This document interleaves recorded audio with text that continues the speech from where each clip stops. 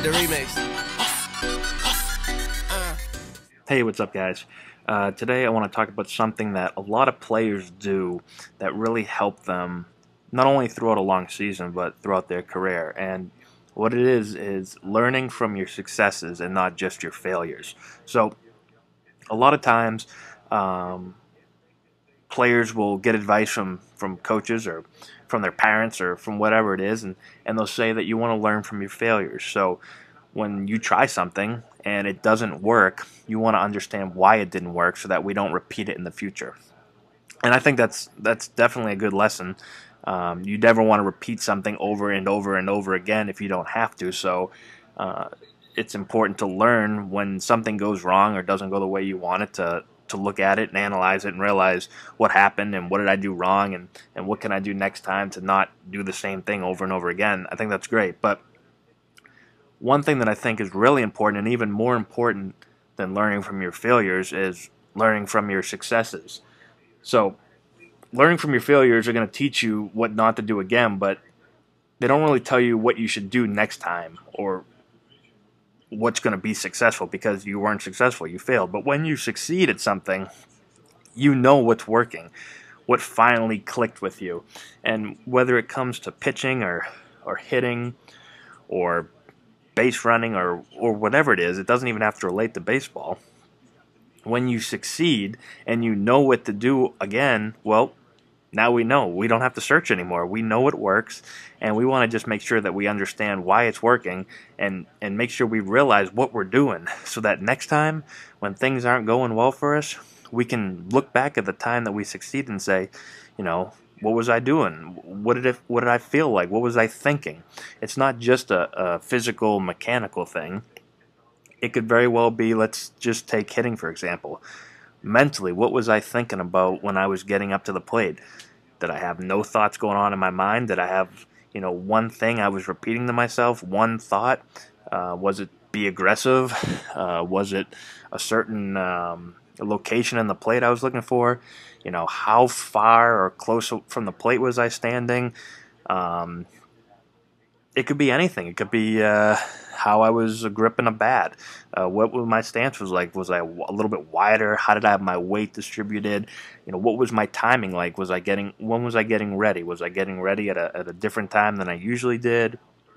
There's so many different things that can go into it, and the problem is a lot of times when we're doing great, we really don't know what's going on. When you're doing bad, you usually say you worked with an open stance and you just couldn't hit with it, and you tried to switch to a closed stance, or you moved your hands higher or lower. Well, you remember that stuff because you can really remember, man, when I was 0 for 25, I remember that having my hands in that spot was not working for me, and I'm not going to try that again.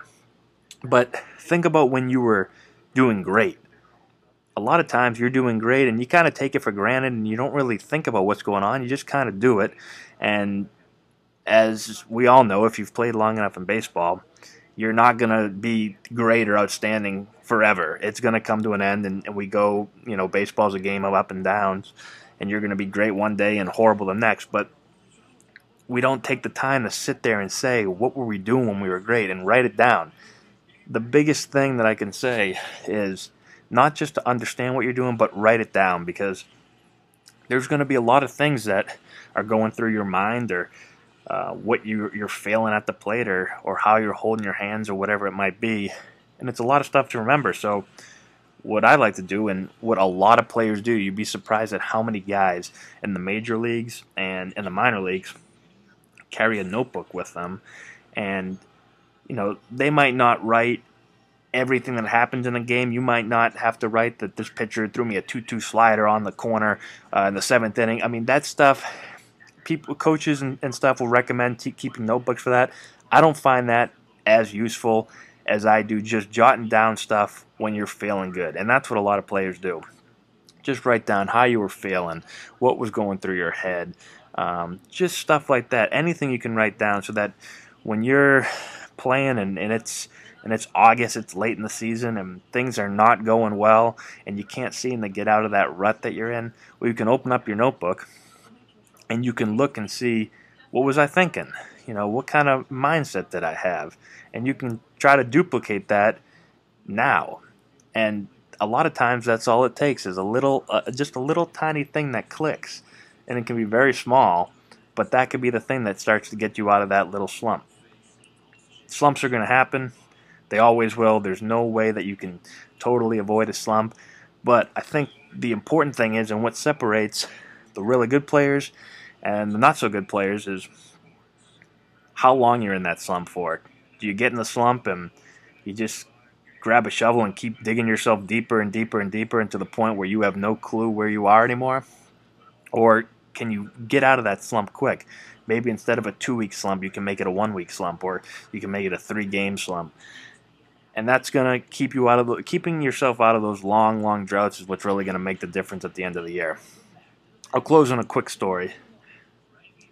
This is something that I wish I had done sooner. When I think back about 3 years ago, I went into a slump where I could not figure out a way to hit. And it's happened to everybody. The problem is, at the time I was in AAA, and it's a lot easier to get out of a slump when you're at a lower level. So when I would go in a slump in high school, well, that's pretty easy to get out of. In college, maybe a little longer, but it's still pretty easy.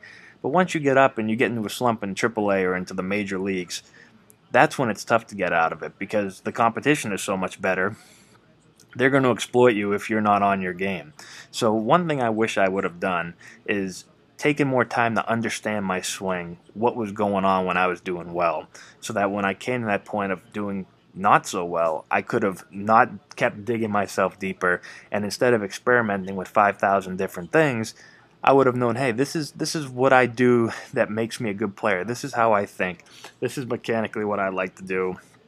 And understanding yourself as a hitter and be your own coach so that you can get yourself out of a slump and not have to rely on a hitting coach or 2 hitting coaches or 10 hitting coaches to try to get you out of it. So it's my advice for the day. Hopefully it helps out. Let me know what you think. Just grab a notebook and start jotting stuff down. All right, guys. Thanks for your time, and we'll talk to you later.